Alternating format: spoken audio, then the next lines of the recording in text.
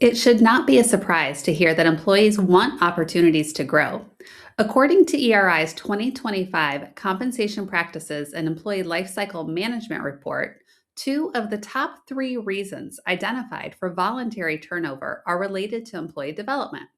Employees are not only going to other organizations that offer better development opportunities, but they are also walking away because of the lack of opportunity in their current organization.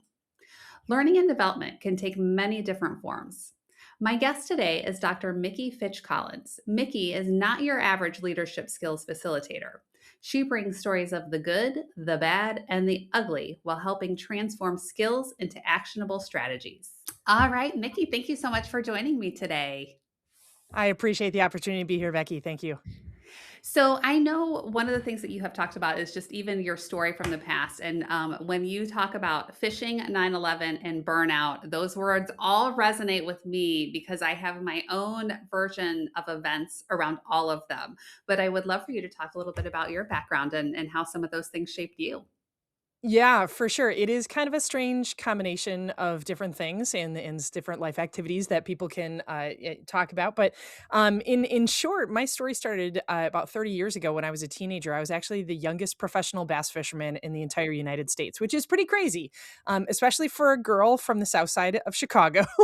In a sport that is predominantly male, predominantly Mhm. southern, predominantly just very different than the life that I was living as this teenage girl in Chicago. And um, what happened for me is I always loved fishing, and I started realizing that I liked talking about fishing with other people. I started going to these like expo show things that sometimes you see in the winter months and stuff like that, and um, started talking to people and they're like, "Oh, this kid actually knows what she's talking about.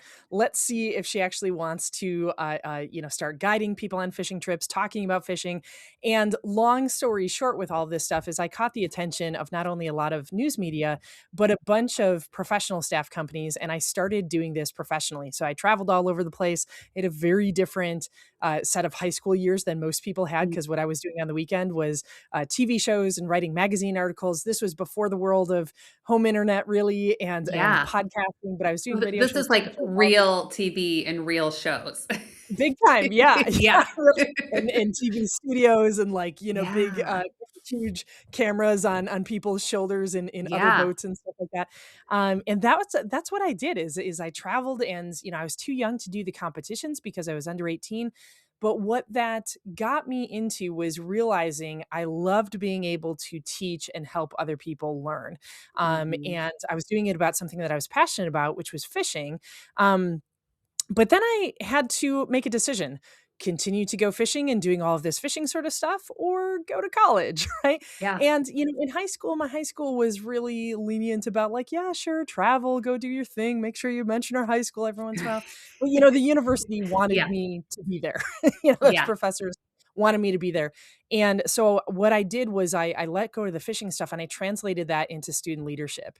And I was the kind of person you could say that kinda colored outside the lines a little bit in college. I did a lot of community building, outside of some of the rules and regulations and stuff, but I got into a student I think leadership that position. sounds really nice. Yeah. Yeah. Yeah. That's the nicest way that I could say this, without, sharing my illegalities of all of the things that I did. Yes. But I got Thank God we into didn't a have cell phones everywhere back then. Oh my god, yeah, no kidding, no kidding. Yeah, I didn't have my first cell phone until I was in graduate school, which is a really good thing because I'm like, the YouTube channel that would have or the TikTok channel that would have been my life, I would have had many, many subscribers. I'm quite sure of that. Yeah, definitely But some good entertaining content. that's right, that's Yeah. right. My second week of my junior year, so I was in this formalized, student leadership position, and that was 9/11. And everybody who was alive at that time obviously has a 9/11 story. We all remember where, we remember when, all of this sort of stuff. But for me, what that did was it entirely changed the trajectory of what I thought leadership was and Mhm. why this is important. And, prior to that, I thought it was, gathering college students and having fun and root beer floats. And I live in Wisconsin. So it was Green Bay Packers games and all of this sort of stuff. And um in those couple of days afterwards, what I realized was my job was to just be with my peers and Mhm. figure out, like, how do we navigate this? Like, how do we figure out what's going on? I mean, I think for most of us, those first couple of days, it was like, is this going to happen again? Yeah. Where is it going to happen again? Right. And so, I was spending a lot of that time just trying to like learn how to be with people and be in silence and be okay with not knowing what to say. And that was such a game changer for me because it helped me. It vaulted me into a career of working in the college and university setting for the next 20 years. But it changed the entire trajectory of what I know to be true about authentic relationships and Mhm. how do we learn together, how do we exist in communities and all of that sort of stuff. So that's the short and dirty of kind of where I Yeah. went from bass fishing to higher education, and now I'm in my second career, which is corporate learning and development. Yeah. Yeah, I have to say, so many things that you just said resonate. So I want to, I got to share my little story too. First question Yeah. though, so you were from like South Side of Chicago, that area. Where were you from, or where are you from? Well, I should actually say I shouldn't say the south side of Chicago, the south suburbs. So Joliet, Illinois, I kind of grew Okay, up down around that area. So quite a okay. number of miles from city center. Yes, yes, I totally Are get you that. So also I from the did Chicago my area? undergrad down at Urbana-Champaign, and then I Oh, sure. lived out in Naperville for several years. Okay, okay. My Yeah. family lived in Oswego, so I spent a lot of time in Naperville. Yeah. Yeah. I So love does that. Small Lake world. Michigan have a lot of bass? There's smallmouth bass fishing in Lake Michigan, but I was mostly fishing some of the lakes that were kind of out in the DeKalb area and Okay. I mean, it was an hour and a half or so from where I was living down in Joliet to Okay. get to some of those lakes. As you know, there's not, I mean, there's lakes, but they are few and far between in northern Illinois there. Yeah. Yeah. Yeah. It's a whole different landscape out Which there. is why it was so weird, right? When people were like, where do you even go bass fishing in the Chicago area? Yeah, yeah, exactly. I have to say though, I connect fishing, in a slightly different way with my own trajectory into HR, in the sense that I was already in college, but one summer between like, I don't it was probably like, I don't know, sophomore and junior year, something like that. Everybody I saw now has all these like internships and they were going to work in all these big companies. And I had not I didn't know what I was doing. Like Yeah. I didn't I was had a lot of cluelessness there. I was also doing some community building, I think, that distracted me Yeah. from We would have been good friends, I think. yeah.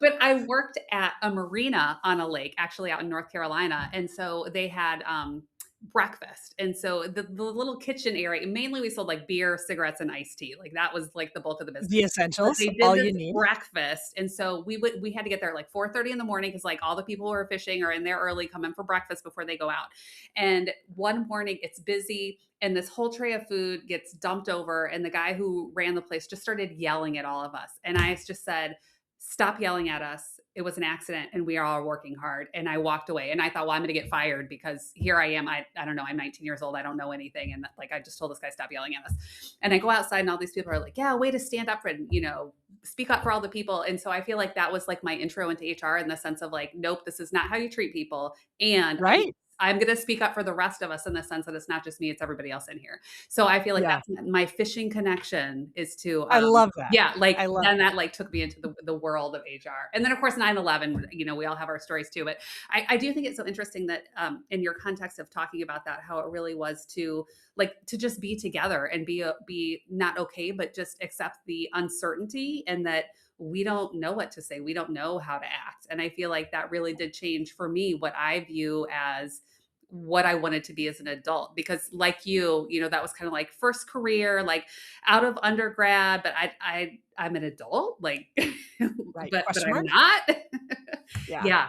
Yeah. So I just all of those things, so much of it, I feel so much the same way. And then of course now I love all of the learning and development things and all of the things HR. And so I want to hear more about that now in the sense that how all of these things shaped you and what are you doing in the L&D space? And I am excited to talk about that because I think there is a huge misconception of like boring just like you have said, like just slide deck after slide deck, and that's not what it Right. should be. So, Yeah, yeah, no. for sure, yeah. So let me lay this out. So I go, I have my college experience and then I essentially kind of fall into this world of higher education administration. I started working at different colleges and universities in the student life, residence life, all the fun sort of stuff, rah rah. work my way up, and I all the way to the top of a university C-suite sort of position. And like a lot of people, 2020 comes around, plus or minus 2020, right? We have the Mhm. pandemic. I finished my PhD, which was in leadership in higher education. I get this C-suite position. I become a mom for the first time. I turn 40. All of these things happen within like a 2 or 3 year period of time. What also happened for me was this, what I refer to as kind of my great discernment, right? There was the great resignation, all that sort of stuff. I did all that. But Mhm. what I realized was, I don't think I want to be working in the college and university setting anymore. I felt like I was spending so much time behind closed doors fighting with my peers, right? Like my colleagues for resources, that I didn't actually feel like I was doing anything to help students graduate and like help students be successful in college. Mhm. And I was super burnt out. I actually did my dissertation research on middle managers and isolation and burnout and, self-efficacy and kind of the bad sides of that. And I was living it too, right? And Yeah. I said, okay, I need to make a change. And what I did was I started going backwards in time, and I went all the way back to being a teenager and doing the professional bass fishing stuff. And I'm like, okay, well, what is it that I really like to do? Right. I mean, this is like a classic career coach move, right? What are those experiences that really jazz you up? And what I realized was it was all the times where I was in a setting where I could teach people new skills, where I could help people like level up their skills, where I could help people. I'm one of those weirdos that loves supervising other people and like managing performance, so those were always the environments that I felt like I was being the best version myself for other Mhm. people. And what dawned on me was there is a whole entire field, i.e., learning and development. Yeah. And so I started exploring jobs and I'm like, okay, well, I have a ton of transferable skills. I don't have any experience, but I have 20 plus years of experience of doing all of these other things and literally boatloads of stories to Yeah. support all of this skill development. And so now, for the last 5 years, I've worked for an organization called Learn It, and what I do is I'm a human skills facilitator. And the most basic way of describing what my job is my job is to help other people get better at their jobs. And so I facilitate mostly virtual, some in person, Mhm. workshops for all different industries all over the world, all different types of folks, from individual contributors at the entry level all the way up to senior executives in the C-suite, and helping people build skills around things like impromptu speaking and conflict management, AI fluency, all of these, project management. There's a whole Mhm. kind of library of things. And I love it because not that I would change what I did in my work in higher ed, because that was so life-giving and Yeah. purposeful and Well, the worthy. path takes you there, like, all those skills that you learned along the way, like, translate into what you're doing now. Yeah. And I'm Yeah. gonna just jump out and say, I know a few people that are in higher ed now, and I'm gonna say, given the current climate that we're in this country, I think that you did, a really great service for yourself, getting out of higher ed when you did. Yeah. Yeah. The people Yeah. that I And know that are in it I are agree with suffering, you. and they are working on an exit strategy, so I I, agree with like, you. And you love know to what? see a success of, like, making that transition when you did. That's one of the things that I actually find myself doing a lot, like, kinda like side gig sort of thing, is helping people make that exit out of higher ed. So for anybody who's watching or listening, right, is like, Yeah. reach out to me. I will help you because I actually worked with a fantastic career coach, because there's, like every industry, there's a lingo, and you know this, from the HR end, there's a lingo and there's a jargon that Mhm. makes absolutely no sense outside of your industry. And I'm like, how do I tell the story of the last 20 years of my life Yeah. and what can seem like an overly bloated educational experience with all these advanced degrees? How do I help people understand that I'm not a stuffed shirt that, is Mhm. sitting in a corner, smoking a pipe and living the life of academia, right? Like, how do I help people understand that I am a practitioner, I'm a researcher, I'm a what you see is what you get sort of person. And, Mhm. and I was able to make that jump, and finding this position, at Learn It, and finding this world, and making these connections. I also host a podcast too, which is super fun to kind of be on the guest side, but also on the host side. It is such life-giving and purposeful, I'll use those words Mhm. again, to be in this second career Mhm. and to be helping people, especially right now in this world of AI awareness, into AI fluency, into AI integration, and like So do you helping think people navigate. AI then is, like, the biggest kind of demand right now for some of those human skills that people need? Yeah, it's a yes and. Yeah. What we are finding and what I'm finding, is that people are really understanding, okay, as I'm building my AI skills and my AI fluency, I also need to be building skills around problem solving and decision making and critical thinking and growth mindset and all of these. So I'm seeing this like both and sort of surge, which is fantastic because frankly, those types of skills, problem solving, decision making, those two in particular, critical thinking, these aren't ones that most of us kind of tip of the tongue would be like, gosh, I can't wait to work on my problem solving skills. Yeah. But when you think about, and the thing that I tell people all the time is that it doesn't really matter what industry we work in, what our role is, where we are in the hierarchy of an organization. Most of us, when we go to work, what we do is problem solution, problem solution, problem solution, problem solution. So why wouldn't we build the skills around decision making and problem solving and critical thinking? Mhm. And all of that under this umbrella or in this pool or ocean or however you want to learn it, refer to it as, of AI fluency. Yeah. When I just saw this report, and I'll probably botch the statistic, but it was, I want to say it's Mercer's 2026 Inside Employees' Minds, and it has a question around like some of the tools. And I want to say it was something like just over 60% of people said that they feel like the new technology and tools help them be more productive or more effective in their job. But then there's also, I think, a little bit of fear because it was just over 50% said, okay, well, now I'm nervous because, this is shaping what my job prospect and my like job security looks like. Totally. How do you work with people in the sense to say, okay, you've got to develop these skills, but at the same time, yeah, there are some things that are going to maybe go away from your job. Like your job's not going to be the Yeah. same job. Yeah, yeah. I love that question, and I appreciate that the honesty and the transparency of that. And that's what I try to bring back to people. I mean, I talk about this in our AI workshops. I just talk about this in general with people is number one, it's okay to have fear, right? Like fear and worry and apprehension. I'm married to a psychotherapist, so of course we talk about emotions all the time, but um, you know, these are normal experiences for us to have. Like it is okay for us to look around and see question marks. What is hard for most of us to do is to figure out like it's like the 9/11 thing. Like how do I sit with that Mhm. discomfort of not knowing, right? And Mhm. how long can I sit with that? The other side, so number one is that I always tell people is like it's okay to think and feel that way. What's not okay is to stick your head in the sand or say this isn't going to affect my work or this isn't going to be part of my organization or something like that. Because in a micro sort of way, I mean, this is like saying, well, the internet isn't going to be part of my work, right? Like when the internet started, like I'm not going to need that in my work. Everything that I do is hands on. I have a rack of encyclopedias if I need that, right?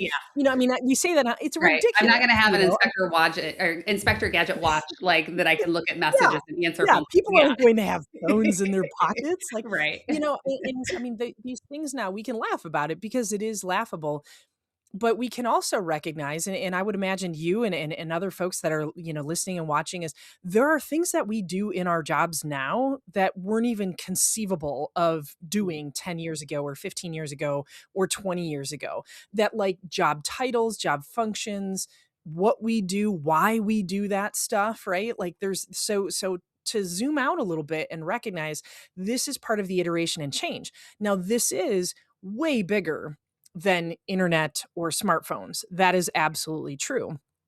And that's where I feel like the function of learning is so primary because the half-life of our skills that, if we learned a skill, several years ago, it's so out of date in terms of its sharpness, right?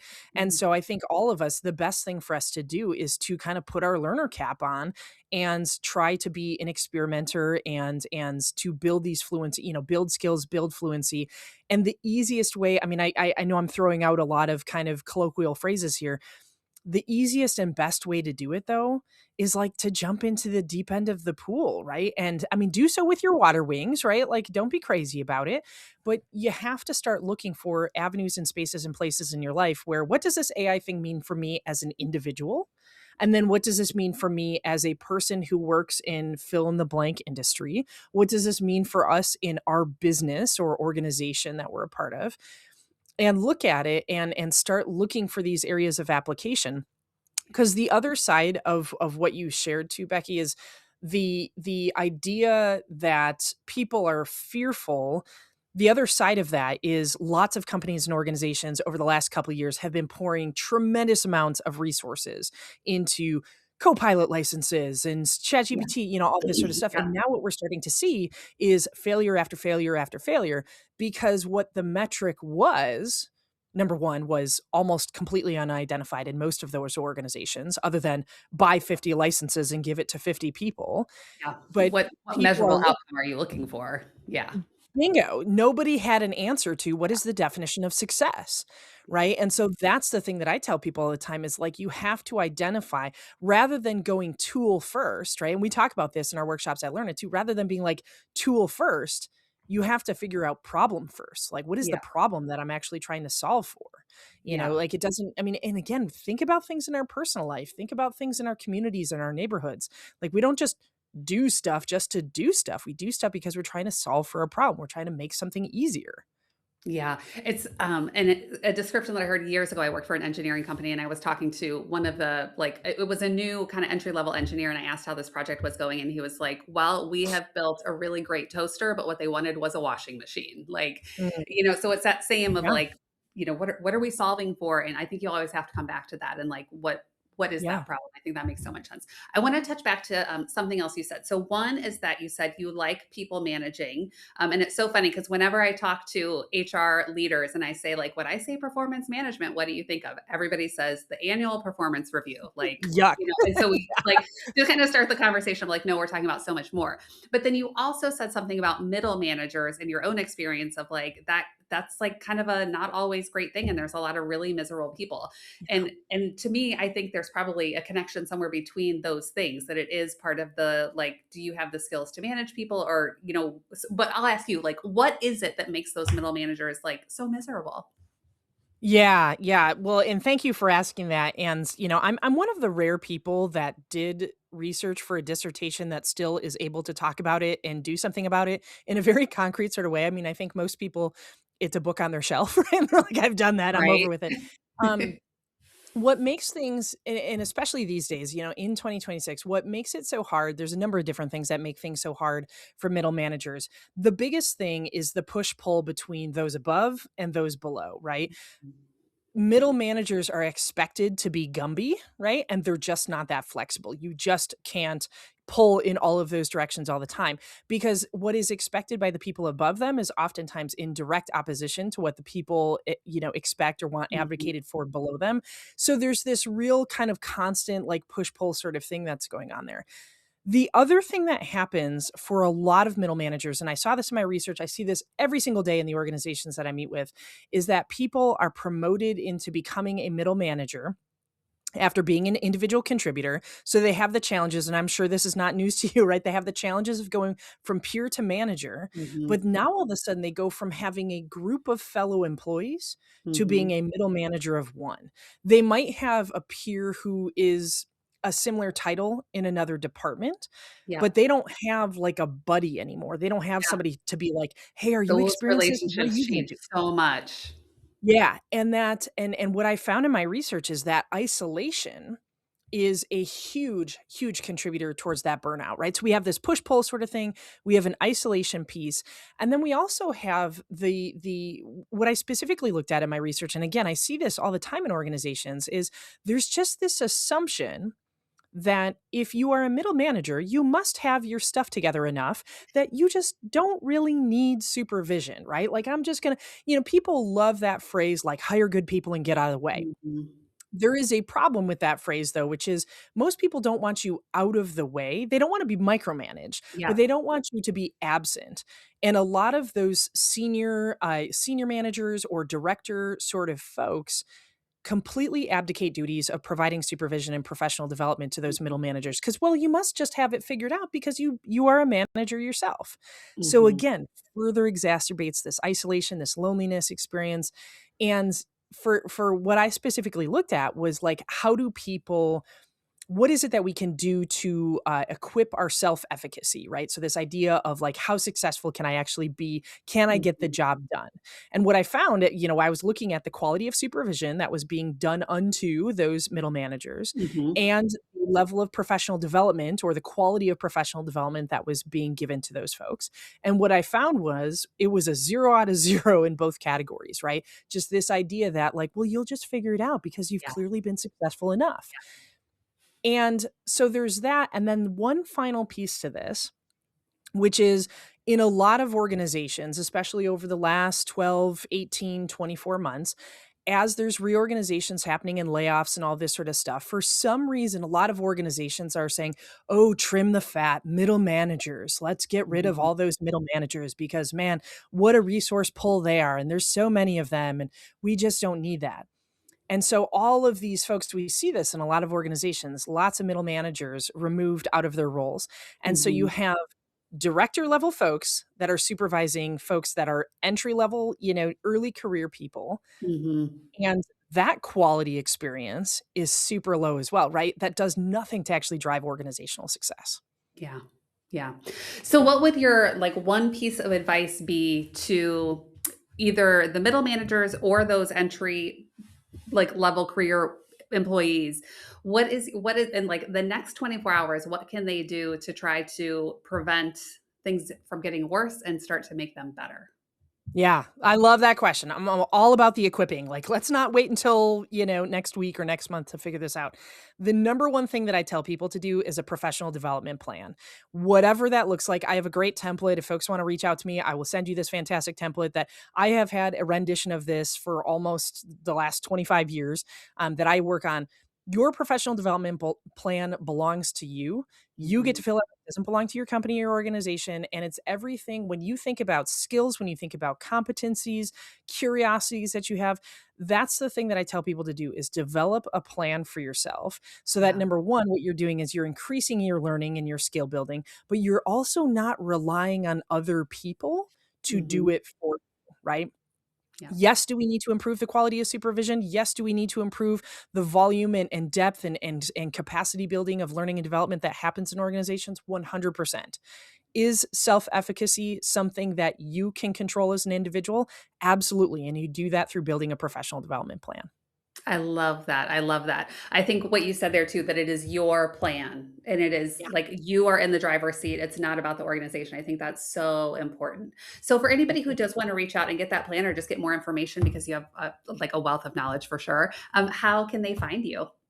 Yeah, a couple of different things. So LinkedIn is the best place to go. I have this fancy, if you're watching, you have this fancy frame over my fake fireplace here. But if you just go out to LinkedIn, my name again is Mickey Fitch-Collins. You can check me out there, get connected. Please do that. That's like the best way to get in touch with me. Send me a message, comment on some of the stuff that I have out there. I am a helper through and through, so I want to do whatever I can to help people out. The other thing that I'd love to tell people out too is if you're interested, as I've talked about, Learn It and some of the things that we do, if you go to Learn It, so that's just learnit.com/Mickey, you're going to see two different things there. Number one is my podcast, which is the Learn It Lounge. We talk about learning and development there.